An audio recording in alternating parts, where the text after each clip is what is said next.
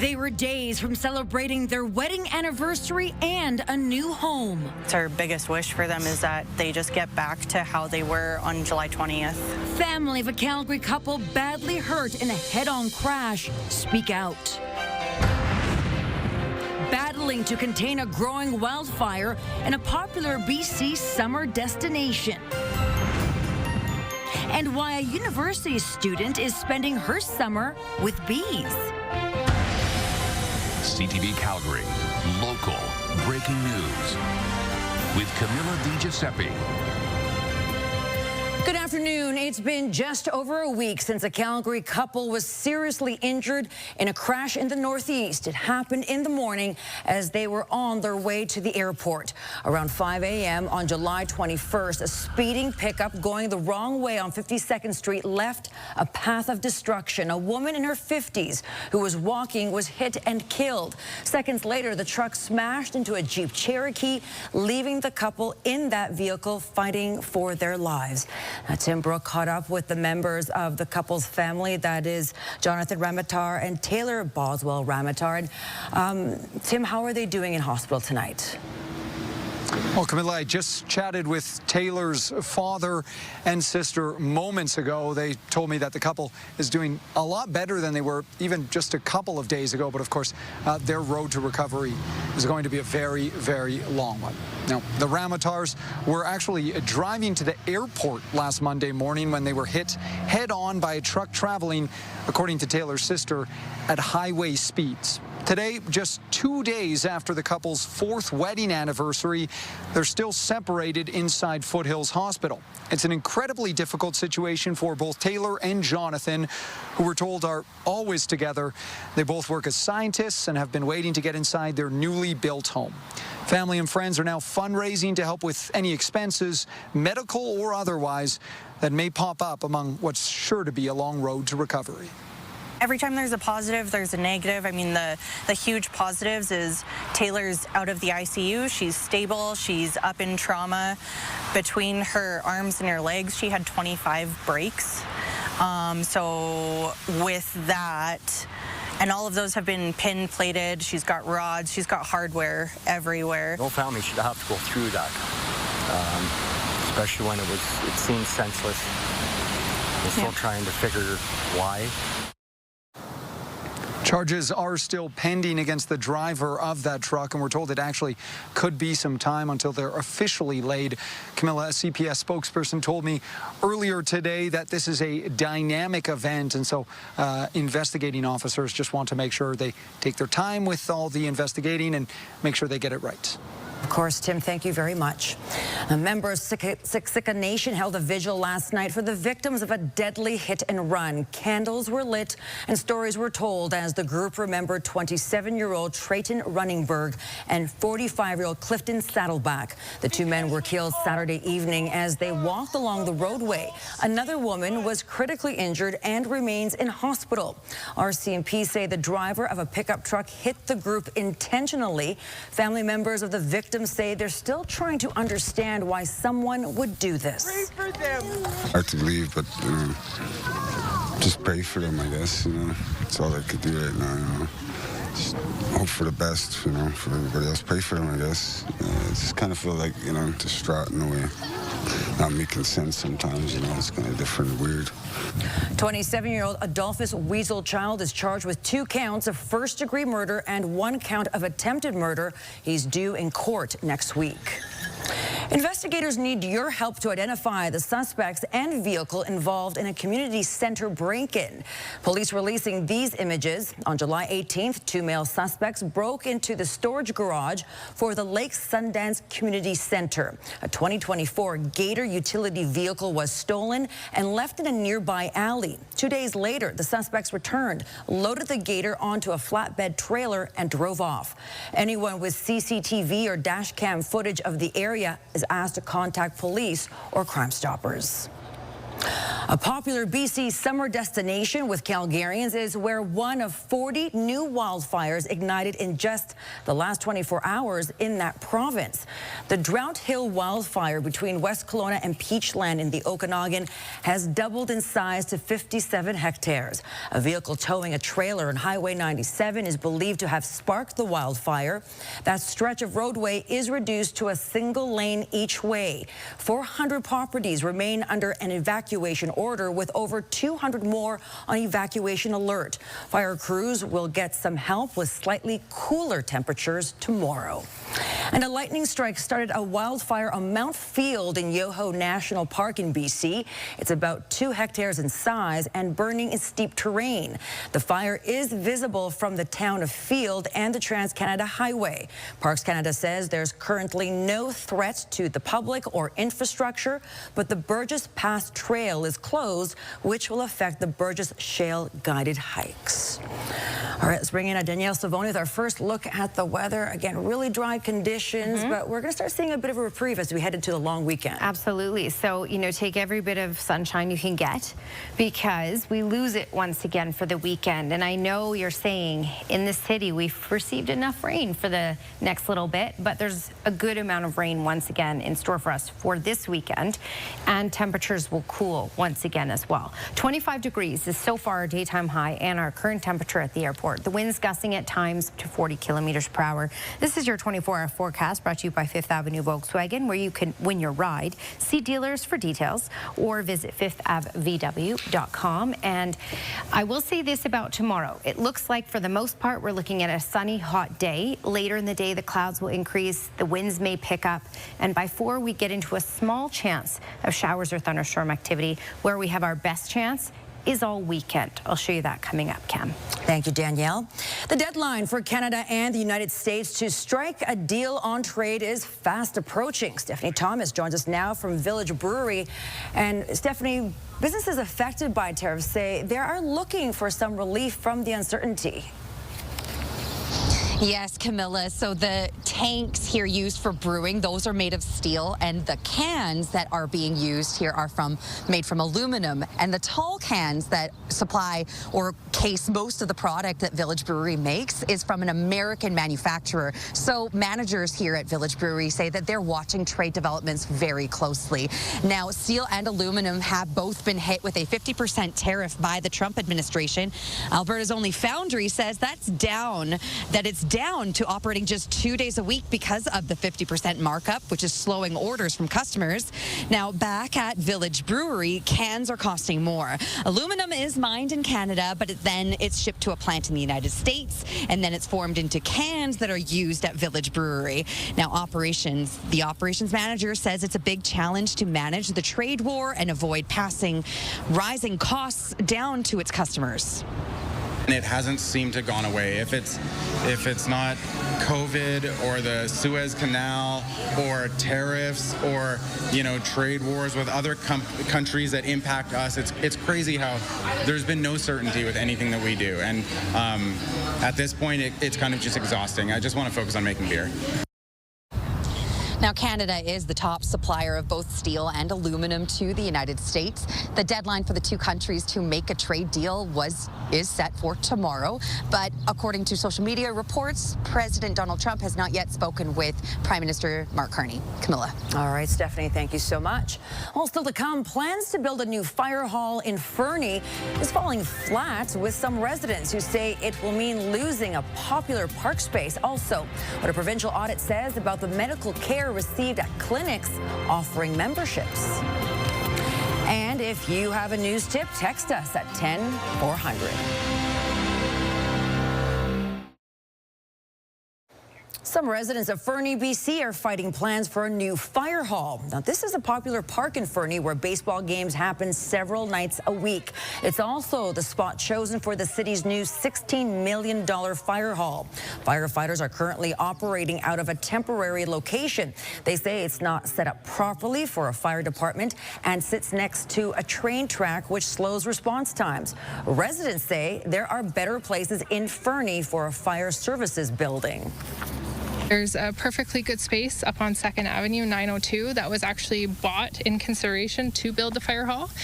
And it's just important to myself and all the residents that you see here today that, we saved the last of the green space that we have in Fernie. I understand the frustration. I understand the change. But council is not deaf to your concerns, and we are already looking at other alternatives for larger green space and the opportunity to develop. The city is looking at reclaiming a former landfill site and turning it into a recreation facility. Groundbreaking on the fire hall could be as early as next year and open by the end of 2027. Thanks to the G7, Canmore residents can have fruit trees removed and replaced for free. Officials say the #1 reason bears in the Bow Valley are relocated or killed is from accessing fruit trees. Since 2019, Canmore has been encouraging residents and businesses to get rid of the attractants. It's also become clear people are more likely to comply if they are compensated. Funding from the G7 for legacy projects means Canmore can now offer to cover the costs of replacement trees. The funding is for this year only, and residents need to register. All right, well, let's get this right. Today's beautiful, tomorrow is, but by tomorrow night, this is your reaction. Yeah, that's it. It's over. It's like, the really. patio cushions inside, outside type thing. Yeah. Right? So we're going to need to take them inside for the weekend once again. I just want to give you the heads up. Okay, you be the judge if you like that or not. Okay, Skywatch Weather Cam showing you beautiful sunshine. We have lots of heat out there. Not excessively hot. We don't have heat warnings in place for the city of Calgary. We'll get a little bit warmer for tomorrow. So if you thought today was hot, even tack on another couple degrees for tomorrow. 25 right now at the airport, 26 downtown, and at Windsport, Bragg Creek, just outside of the city at 24, and over on the other side, Strathmore at 26. Get your daily dose of greens at Serenity Golf Club, just 20 minutes east of the city. All right, when we look at heat, we have a lot more heat along this row here. So 27 in Edmonton, 28 in Drumheller, and almost 30 Brooks and Medicine Hat so far for today. Lethbridge at 27, a little breezy here and there, but that certainly does help a little bit. And we still have the heat warning in place just like yesterday. Strathmore, Vulcan, Champion, over to Lomond, Brooks, and up through Hannah, Empress, and up here. And really what we needed for this to be in place, the criteria for this warning, for basically anywhere north of Lethbridge to Medicine Hat, the criteria is at least 2 consecutive days with a daytime high at least 29 degrees and an overnight low at least 14. And that's what's in place here. So everywhere else it's hot, it's just not the warning criteria hot. You can also see this orange here in the Nordig area. This area is receiving a decent thunderstorm right now. We're gonna see this activity track down the mountains. Pincher Creek, Corson's Pass, you may see a little bit of activity, but it will be a lot weaker as it heads further south for tonight. And then there's that system stateside that's going to be pushing in while we lose this ridge of high pressure. So that opens us up for cooler air for the weekend and rain, which will be heavy at times. So let's just focus on tomorrow first. And for tomorrow, we're starting off with sunshine, as you can see here. And Calgary, for much of the day, we'll see sunshine. Later in the day, we'll see this development once again. It will be able to track a little further to the east than it has been over the last couple of days. So maybe as far as Cochrane, and then maybe as far as Lethbridge as well. We may even see a little bit tomorrow night in Calgary. But the bulk of it is really Saturday at times. This is a look at Saturday morning, isolated showers, and then a break from it, and then back later in the day. And then the system starts to really develop over us on Sunday, as you can see here. So on and off rain. It will be heavy at times. We'll pick up some decent totals once again to kick off August. 28 degrees is our high for tomorrow. A little windy at times, up to 40 kilometers per hour. Saturday, about 3 to 5 millimeters of rain. Another 10 millimeters possible on Sunday. And by Sunday, just a high of 21.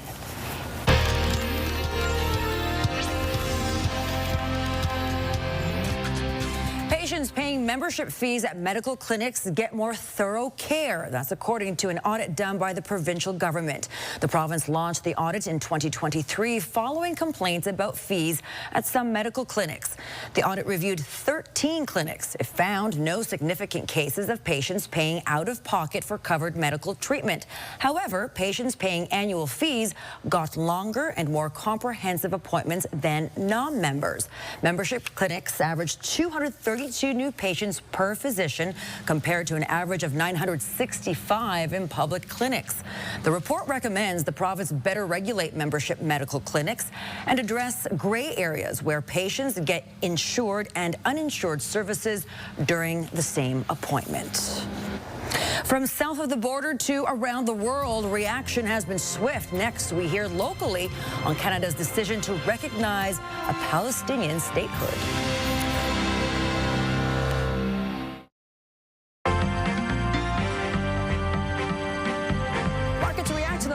Canadian GDP numbers and inflation news out of the U.S. Joining me is Leanna Washniak, investment advisor with the Popwich Kermally Advisory Group. Hi, Leanna. And Canada's economy shrunk in May.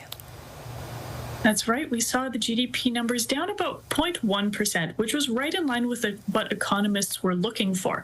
The surprising part of today's estimate was actually the June forward-looking estimate that Stats Can prepared, which actually showed a little bit of growth in the economy for the month of June. Most economists were predicting that we would probably see the economy shrink in the second quarter overall, but if it is correct, and we did see some growth in June, that might mean we're on track for growth in the second quarter entirely. If that's the case, then the Bank of Canada has more ammunition or more reason to hold rates where they're at because the Canadian economy is actually doing better than expected. Well, that is good news. And Leanna, we are also seeing inflation rise in the U.S.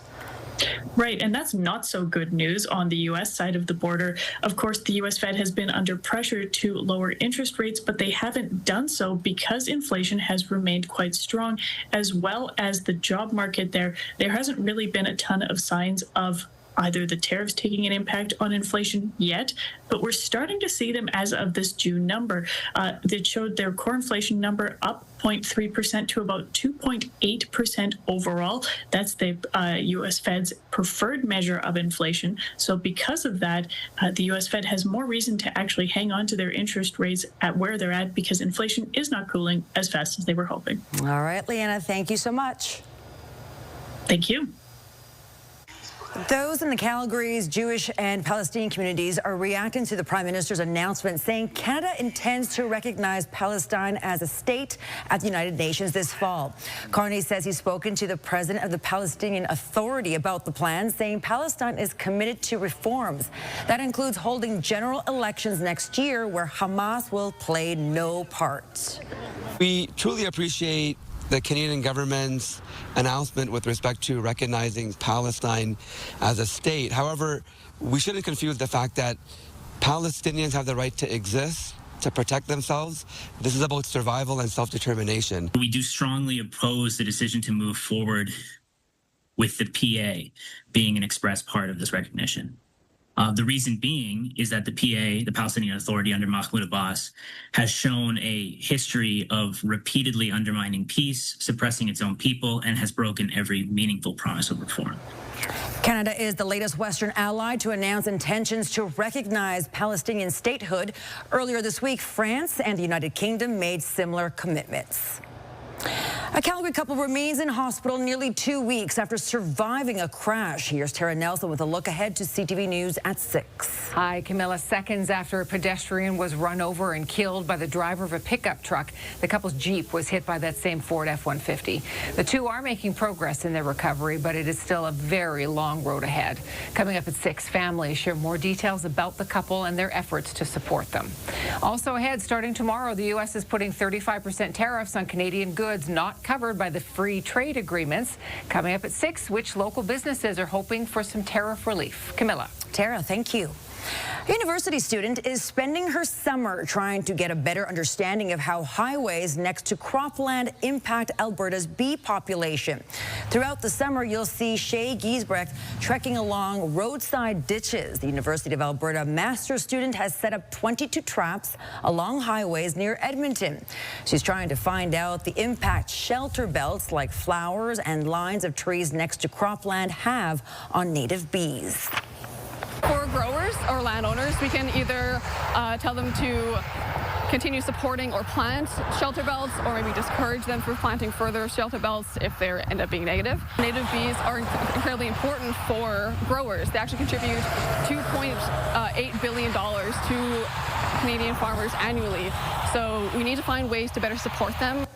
The research may also give roadside management better insight into when is the best time for mowing. Giesbrecht will continue collecting data until the end of August. The Royal Alberta Museum in Edmonton has set up an ultrasonic microphone and bat detector on its roof. Silver-haired and hoary bats were both detected. It's hard to tell exactly how many bats flew over the ram, but they had multiple detections over more than a month. One museum curator says they were probably traveling through the city on their way to breeding grounds. He says their presence is actually a good sign for the environment. All right, we have a beautiful day out there, great for the barbecue, a great walk. Take the dog out for a stroll. Right now, 25 degrees in Calgary, lots of sunshine. Danielle has more details after the break. Well, planning ahead, I mean, what day do we, go out, stay in, or do we just leave that for the weekend? It depends where you're going. If you're going to a patio, we talked about patio cushions. For sure. In for the weekend, out for another day tomorrow. Okay. Right? So, yeah, things cool down once again for the weekend. We have rain in store for the weekend. It'll be a little windy. 25 degrees is our daytime high. Current temperature normal is 24. We're right where we should be. A whole bunch of sunshine, which we'll hold on to for all of tomorrow. Later in the day, the clouds will increase. And then by tomorrow night, we could get into showers and thunderstorm activity, but we will certainly see that through the weekend. And by Sunday, just a high of 21. All right, Danielle, thank you. Well, the grounds at the Lougheed House are a gardener's delight. Every summer, a team of dedicated volunteers manage and maintain the gardens surrounding the historic Lougheed House. The gardens have a variety of plants and flowers that are laid out similar to the gardens that would have looked like in the late 1800s. On Tuesdays and Thursdays, you'll see more than a dozen volunteers working in the space. Head gardener Jane Rexon says the gardens wouldn't look as good as they do if it wasn't for the work of the volunteers, and the space in Calgary's downtown provides the perfect growing conditions. When the Lougheeds were here, they would have been battling against like harsh prairie winds. There would have been no buildings around them, like really out on the prairie. And so they had created a very dense shelter belt to protect them from that. The shelter belt that we have now is much more open. We want to invite people in, not keep them out. Rexon says she designs the gardens every year to include many native plants that the Lougheeds would have had access to more than a century ago. The Lougheed House is hosting a gardening event later this month, and we have more information about it on our website. And just taking a look at the way the sun hits those flowers, it's definitely a sight to see. Well, thank you so much for joining us. Now here's the early edition of the CTV National News.